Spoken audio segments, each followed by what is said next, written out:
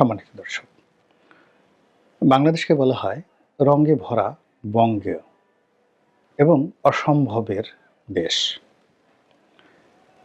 এদেশে যা কিছু সম্ভব, এটি পৃথিবীর অন্য কোনো দেশে এখনো সম্ভব নয়, আগেও সম্ভব ছিল না। এদেশে এমন সব আশ্চর্য ঘটনা ঘটে, ভীষণ রকম আশ্চর্য ঘটনা। দিল্লির কোনো এক সম্রাট বাংলাদেশে এসেছেন, এসে দেখলেন জোয়ারের সময় এলেন, দেখলেন যে পানিতে থই থই করছে খাল বিল সব কিছু।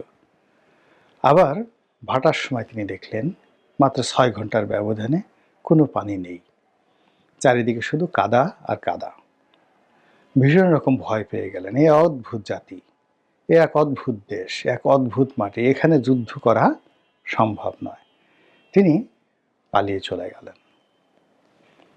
এরপর আরেক সম্রাট, দিল্লির সম্রাট বাংলায় এলেন এবং বাংলায় এসে তিনি বাংলার ইলিশ মাছের প্রেমে পড়ে গেলেন।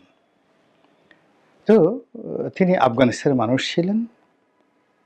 বাংলায় এসে তিনি ইলিশ মাছ খেলেন, এত বেশি পরিমাণ খেলেন এবং সেই ইলিশ মাছের যে তৈলাক্ত ইলিশ মাছের যে খাবার, সেই খাবার খেয়ে তিনি রীতিমতো উদারাময় বা ডায়রিয়া আক্রান্ত হলেন। এবং পরবর্তীকালে দেখা গেল যে তিনি মারাই গেলেন। বেগুন নিয়ে আরো অনেক সুন্দর সুন্দর ইতিহাস আছে বাংলার, যে তরকারি বেগুন। তো এই কথাগুলো বললাম এই কারণে যে আমাদের এই দেশে খুব দ্রুত সব কিছু পরিবর্তন হয়ে যায় এবং ক্ষণে ক্ষণে অতি আশ্চর্য ঘটনা ঘটে। যেমন আমাদের মহান মুক্তিযুদ্ধে 3টি শব্দ, রাজাকার, আলবদর আর শামস। এই মুক্তিযুদ্ধের পুরো সময়টিতে এই 3টি শব্দ 7.5 কোটি বাঙালির মনে যে আতঙ্ক, ভয় সৃষ্টি করেছিল, অমন ভয় আমরা হাজার বছরে কখনো পাইনি। ওই লোকটি রাজাকার বা এই গ্রামে রাজাকার এসেছে, ওই লোকটি আশামস বা ও আশামসের দুলাভাই শ্যালক, কিংবা ওই লোকটি বদর বাহিনীর সদস্য। ঠিক এতটুকুই যথেষ্ট ছিল। মুহূর্তের মধ্যে বাঙালি ভয়ে কাপড় চোপড় নষ্ট করে ফেলত। পরবর্তীতে অর্থাৎ ভয়টা এই 9 মাসে আলবদর আর শামস এবং রাজাকারকে নিয়ে এত বেশি হয়েছে, ভয়ের কারণে আসলে ঘৃণা করার সময় বাঙালি পায়নি। এবং বিষয়টা কেমন আমি আপনাকে বলি। যেমন ধরুন, একটা গোখরা সাপ আপনার সামনে এসেছে, তো সাপকে দেখলে আপনার ঘিন ঘিন করবে সারা শরীর। সাপের যে লালা দেখতে বিশ্রী লাগবে, গায়ের রং, পোশাক আশাক, মানে ওই সাপের যে খোলস থাকে, এটাকে পোশাক বলছি, সব কিছু দেখলে আপনার রুচি হবে না, কোনো কিছু রুচি হবে না, ভাত খাওয়ার রুচি হবে না। কিন্তু এই সাপটি যখন আপনার সামনে ফনা তুলবে, ফুসফুস শব্দে এখনই আপনাকে কামড় দেবে, আপনি কিন্তু ঘৃণা করা ভুলে যাবেন। অর্থাৎ ভয় এমন একটা জিনিস, ভয়ের সময় প্রেম থাকে না, ভালোবাসা থাকে না, বিবেক থাকে না, বুদ্ধি থাকে না, ঘৃণা থাকে না, কোনো কিছু থাকে না, শুধু ভয়। পালাও, মরো অথবা বাঁচো। মহান মুক্তিযুদ্ধের 9টি মাস ধরে এই 3টি শব্দ, 3টি বাহিনী, 3টি সম্প্রদায় সম্পর্কে মানুষের আতঙ্ক ঠিক ওরকম গোকরা সাপের চাইতেও ভয়ঙ্কর ছিল। স্বাধীন বাংলাদেশে যখন আমরা এলাম, উপনীত হলাম, কেউ দেশের বাইরে ছিলেন, কেউ বাংলাদেশে ছিলেন, কেউ বাস্তুচ্যুত ছিলেন। তো এই 3টি বাহিনীর লোকদের দ্বারা অনেক কিছু হয়েছে। যেমন মুক্তিযোদ্ধা গেছেন যুদ্ধে, তার স্ত্রী রেখে গেছেন, এদের হাতে ধর্ষিত হয়েছে, মা ধর্ষিত হয়েছে, কন্যা ধর্ষিত হয়েছে, বোন ধর্ষিত হয়েছে। তারপর যুবক ছেলে, সে যুদ্ধে যেতে পারেনি, অন্য এলাকায় পালিয়ে গেছে, তার বৃদ্ধ বাবাকে মেরে ফেলেছে, বৃদ্ধা মাকে ধর্ষণ করেছে, এমনকি মেরে ফেলেছে। এরপর যে মুক্তিযুদ্ধে গিয়েছে, মিলিটারি হোক, সেনা কমান্ডার হোক, তার বাড়িতে আগুন ধরিয়ে দিয়েছে। তো এই কাজগুলো ৯ মাস ধরে উপর্যুপরি এত বেশি হয়েছে এবং এগুলোর বীভৎসতা এত বেশি ছিল। স্বাধীনতার দলিলপত্রে যদি কেবলই মাত্র বাংলাদেশের রমণীদের যে ধর্ষণ এবং এদের দ্বারা ধর্ষিতা রমণীরা যেভাবে প্রেগন্যান্টের শিকার হয়েছে রাজাকার দ্বারা, আলবদর দ্বারা আর শামস দ্বারা, তো সেই কাহিনী, এরকম ধর্ষণের কাহিনী ভিয়েতনামে ঘটেনি। আমেরিকান বাহিনী জাপানে এইরকম ধর্ষণ করতে পারেনি। জাপানিরা এই নানকিং ট্র্যাজেডি নামে যে কুখ্যাত ট্র্যাজেডির ঘটনা ঘটেছে চীনে দ্বিতীয় বিশ্বযুদ্ধের সময়, তারা পারেনি। জাপানিরা এই লক্ষ লক্ষ মেয়েকে রেপ করেছে কোরিয়াতে। এখনো পর্যন্ত সেই কোরিয়ার জাতি বিভৎস সেই রেপিং কেসগুলো। কিন্তু বিশ্বাস করেন, বাঙালির যে রাজাকার, আলবদর আর শামসদের যে ধর্ষণ, এর মতো এত নির্মম, এত নিষ্ঠুর, এত পাষণ্ড ধর্ষণ আর বাংলাদেশে ঘটেনি। শিশু সন্তানকে নিয়ে মা যাচ্ছে, কোলে শিশু সন্তান 2 মাসের, মায়ের সামনে কোল থেকে নিয়ে একটা আছাড় দিয়ে শিশু সন্তানকে মেরে ফেলা হয়েছে। তারপরে সেই রমণীকে ধর্ষণ করা হয়েছে, ধর্ষণ করে আবার তাকে ক্যাম্পে নিয়ে যাওয়া হয়েছে। নিজে ধর্ষণ করেছে, আবার পাকিস্তানি আর্মিদের হাতে তুলে দিয়েছে। দিনের পর দিন ধর্ষণ করতে করতে সেই মহিলা মারা গেছে। এদের সংখ্যা হাজার হাজার।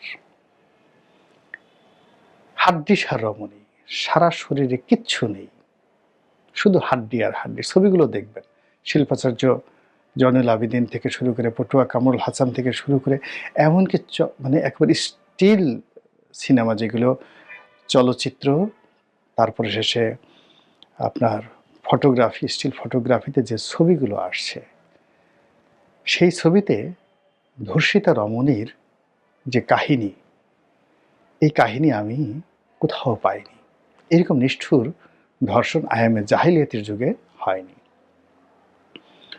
তো এই সকল নির্মম এবং নিষ্ঠুর ঘটনা, স্বামী তার চোখের সামনে যখন স্ত্রীকে, পিতা যখন চোখের সামনে কন্যাকে ধর্ষণ করতে দেখেছে এবং সেই নির্মমতা দেখে সে ভুলে গেছে ঘৃণা করতে। মৃত্যু ভয়ে, মরার ভয়ে সে এতটা আতঙ্কগ্রস্ত ছিল। এরকম লক্ষ লক্ষ ঘটনা 9 মাসে বাংলাদেশে ঘটেছে এই রাজাকার, আলবদর আর শামসদের দ্বারা।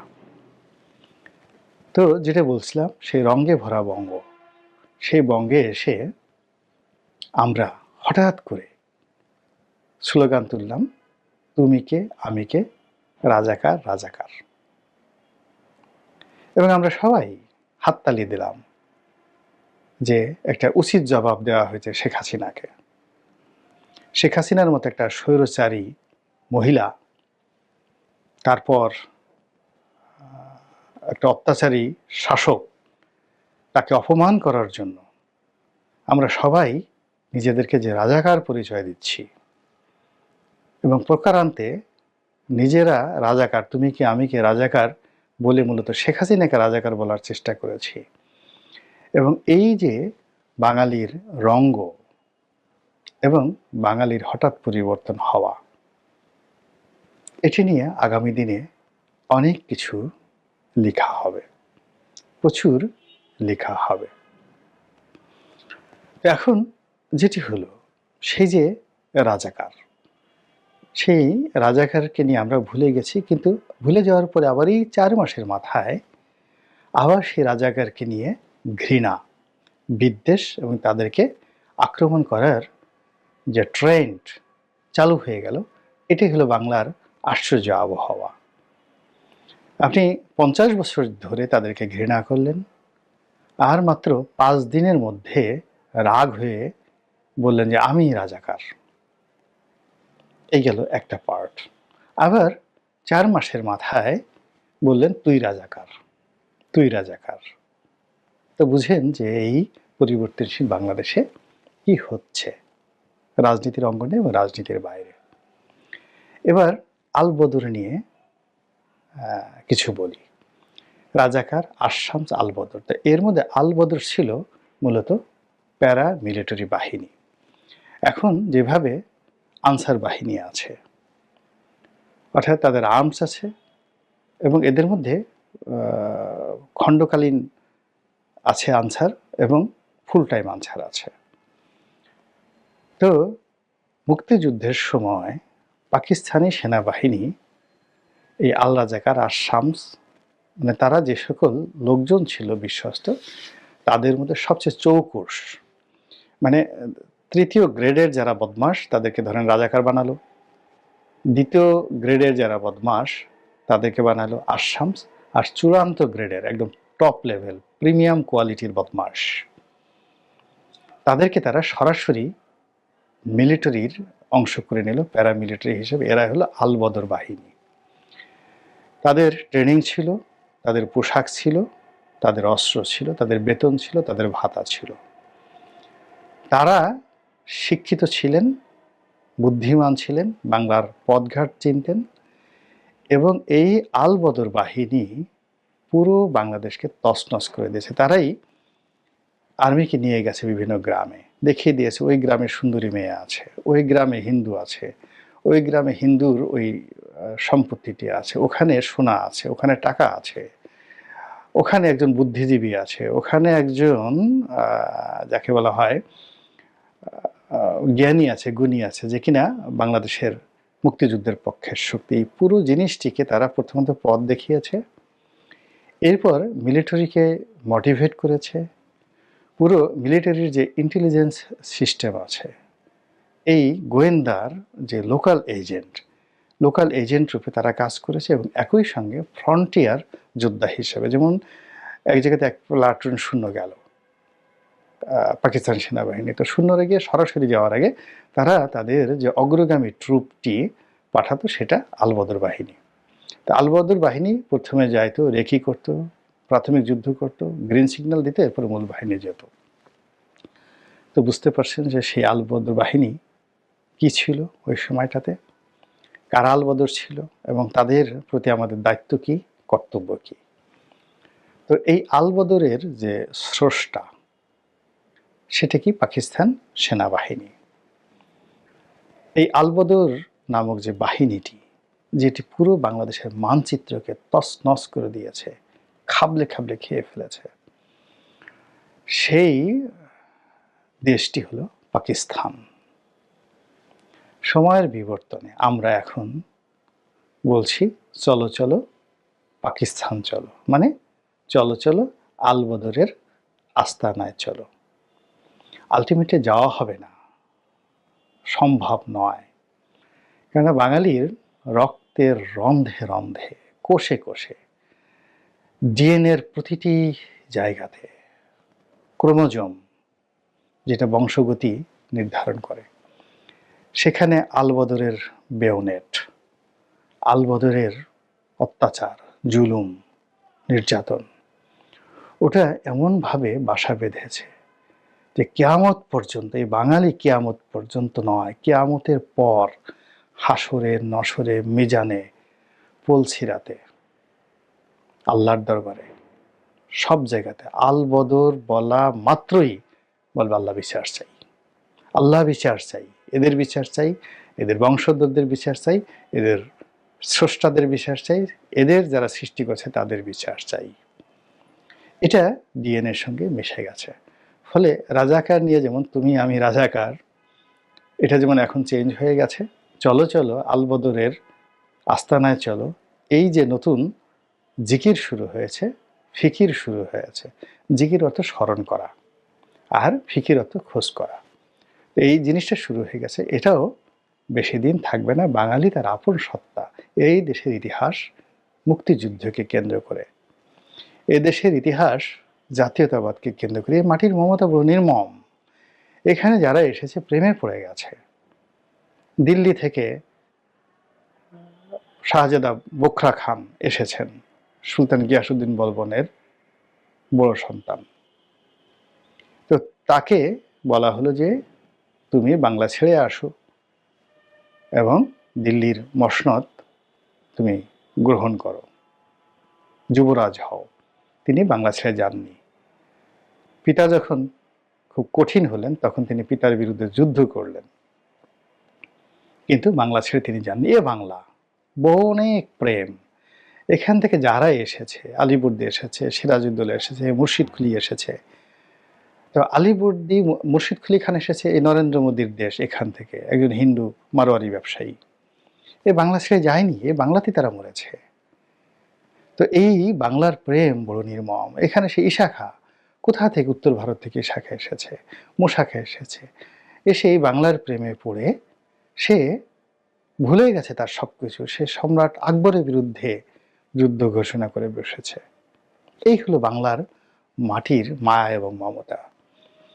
তো সেই মাটির গন্ধ যার আছে, এই মাটিতে যার জন্ম হয়েছে, অর্থাৎ মাতৃগর্ভ থেকে পড়ে এই মাটিতে যে পড়েছে, মাটির গন্ধ যার সাথে আছে, ও কখনো রাজাকার, আলবদর আর শামস এই শব্দগুলোর সঙ্গে, এই মানুষগুলোর সঙ্গে কখনোই একীভূত হতে পারবে না।